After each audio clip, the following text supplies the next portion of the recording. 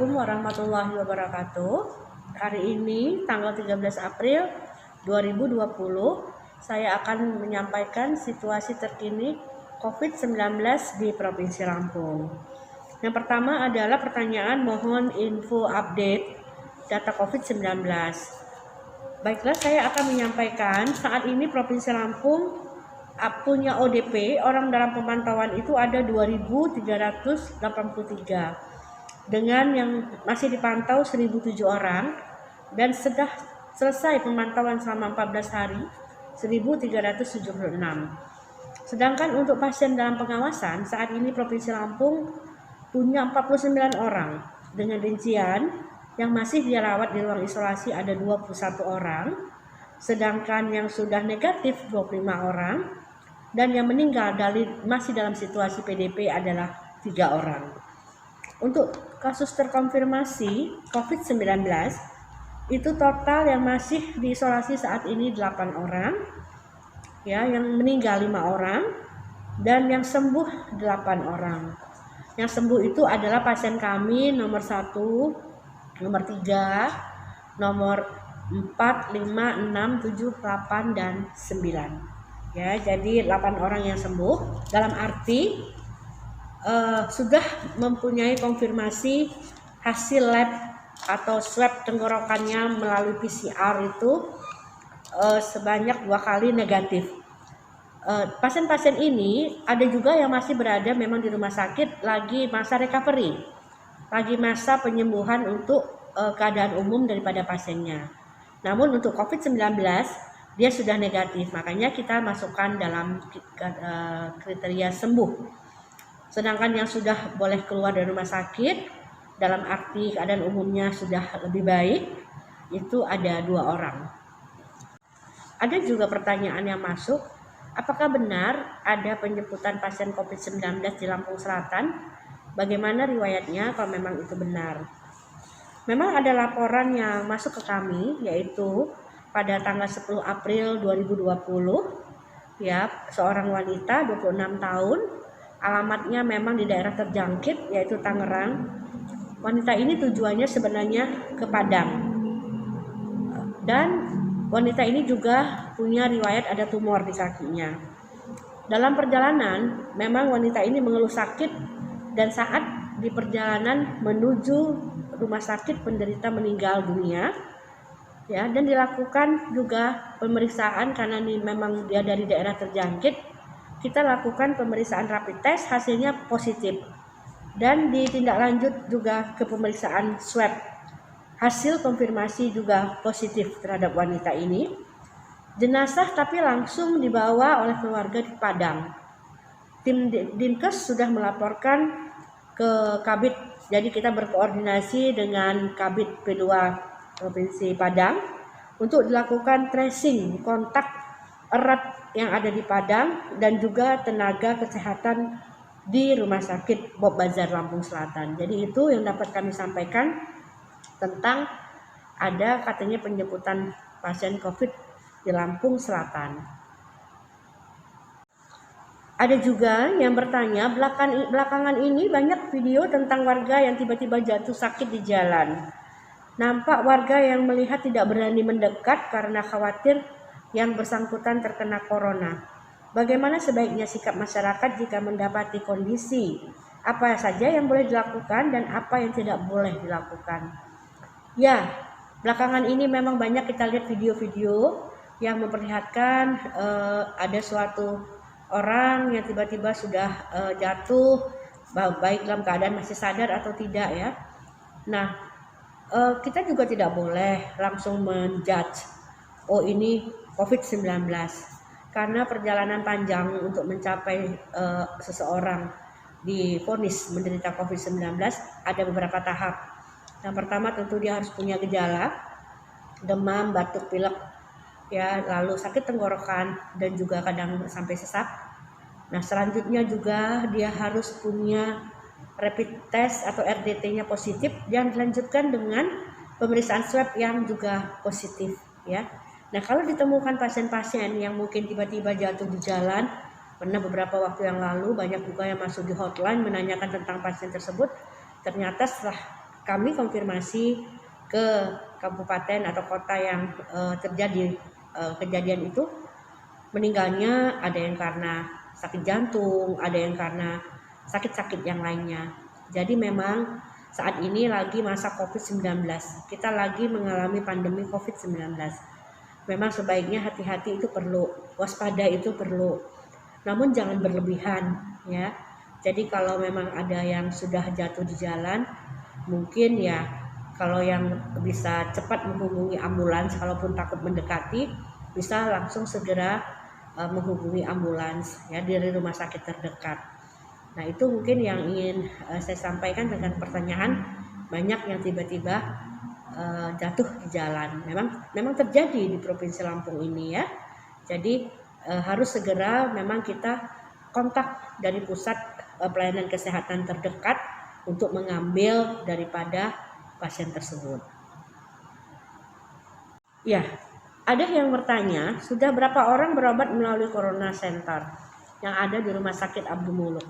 Sekali lagi kami ingin menyampaikan informasi bahwa tempat tersebut bukan namanya Corona Center ya, tapi Pusat Pelayanan Terpadu COVID-19 ya. Jadi tolong teman-teman media jangan salah mengatakan bahwa itu Corona Center, tapi itu adalah Pusat Pelayanan Terpadu COVID-19. Maksud daripada Rumah Sakit Abdul Muluk membangun Pusat Pelayanan Terpadu ini tentu untuk langsung memilah seandainya ada pasien yang gejalanya demam, batuk pilek, sakit tenggorokan, dan sesak, itu untuk segera tidak lagi menuju ke IGD yang biasa, tapi bisa menuju ke IGD yang ada di pelayanan terpadu COVID-19. Jadi maksud dibentuk daripada pusat pelayanan terpadu ini adalah agar pasien-pasien yang punya gejala seperti COVID tidak lagi bersama-sama berobat ke satu IGD. Dilakukan pemisahan, maksudnya isolasi langsung agar mereka berobatnya di satu tempat khusus. Kalaupun di situ ditemukan gejala-gejala positif, itu ada tempat isolasinya, dan juga kalaupun harus dibawa ke ruang isolasi yang belakang, tentu ambulan akan membawa langsung ke tempat isolasi yang belakang. Maksud daripada pembentukan ini adalah sebenarnya lebih memisahkan orang-orang mungkin yang punya gejala COVID sama yang mau berobat secara umum, tidak mempunyai gejala-gejala seperti COVID-19. Di pusat pelayanan itu saat ini melayani pasien sehari-hari ada 10 orang per hari ya. Juga tenaga medis di pelayanan terpadu itu terdiri dari ada poli anak, tentu ada spesialis anaknya, lalu juga poli dewasa, ada spesialis paru dan spesialis penyakit dalam. Dan di situ juga dilakukan untuk ronsen ya, karena untuk diagnosa COVID itu yang paling utama adalah selain gejala, kita harus lihat foto toraknya. Ya, ada khasnya untuk COVID-19 itu ada di paru-paru ya. Sebenarnya juga fasilitas yang diberikan itu untuk pusat pelayanan terpadu itu adalah konsultasi dan pemeriksaan oleh dokter spesialis. Mungkin itu yang dapat saya sampaikan, teman-teman media. Satu pesan saya, masyarakat Lampung yang kami sayangi, mari sama-sama kita betul-betul melaksanakan kebijakan-kebijakan. Pertanyaan selanjutnya, yaitu ada info yang kami dengar, obat untuk penanganan pasien terinfeksi corona sumbangan dari salah satu perusahaan farmasi sudah siap dihalurkan ke daerah-daerah. Untuk Lampung akan dapat berapa banyak ya Bu? Dan kapan akan didistribusi? Dengan jumlah obat itu mampu menangani berapa pasien? Pertanyaannya sudah terlalu jauh ya kalau menurut saya, karena sampai hari ini kami di Provinsi Lampung belum mendapat informasi tentang apa yang akan dikirim dan obatnya bagaimana. Memang kalau kita melihat di televisi sudah ada satu perusahaan obat yang sudah mendeklar bahwa bisa untuk COVID-19. Namun kami di Provinsi Lampung dalam melakukan tugas, acuannya adalah dari Kementerian Kesehatan dan juga tentu harus ada pengumuman dari WHO. Jadi sampai saat ini belum ada informasi yang kami terima tentang obat yang sudah disampaikan itu. Masyarakat Lampung yang kami sayangi, mari sama-sama kita betul-betul melaksanakan kebijakan-kebijakan yang sudah dikeluarkan oleh pemerintah, yaitu jaga jarak, ya, lalu juga melakukan tetap menjaga stamina dengan berolahraga, makan yang cukup, melakukan PHBS, ya, dan juga gerakan masyarakat hidup sehat. Dan yang terakhir adalah menghindari berkumpulnya orang. Ya, kalau kita mematuhi saja itu, ya, dengan juga memakai masker, yaitu karena sekarang masker untuk semua, itu kita sudah memutus rantai penularan daripada COVID-19. Insya Allah kalau kita bergotong royong bersama pemerintah tentu juga punya tugas yang harus dilakukan untuk kita melalui pandemi ini secara bersama-sama, bergotong royong.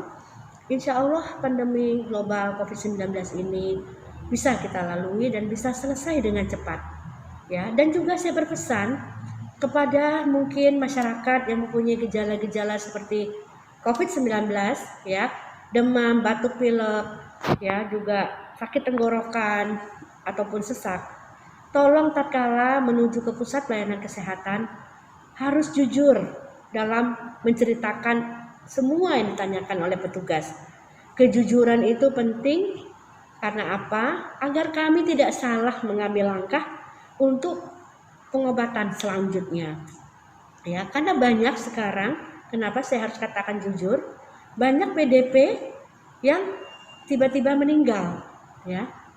Nah, itu karena juga kadang-kadang ada yang tidak mengakui bahwa pernah kontak dengan pasien COVID-19 ataupun pernah berada di daerah terjangkit.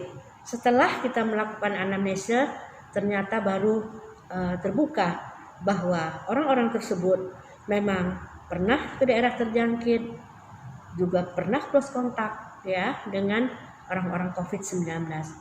Mari masyarakat kita mematuhi kebijakan-kebijakan yang sudah dilakukan oleh pemerintah, baik pusat maupun daerah, ya, dan juga tetap menjaga stamina, tetap berdoa, semoga Allah SWT menjaga kita semua dan memberi kesehatan tatkala kita sakit, ya, dan insya Allah dalam waktu dekat ini tidak berapa lama lagi semoga kita bisa menyelesaikan pandemi global COVID-19 ini.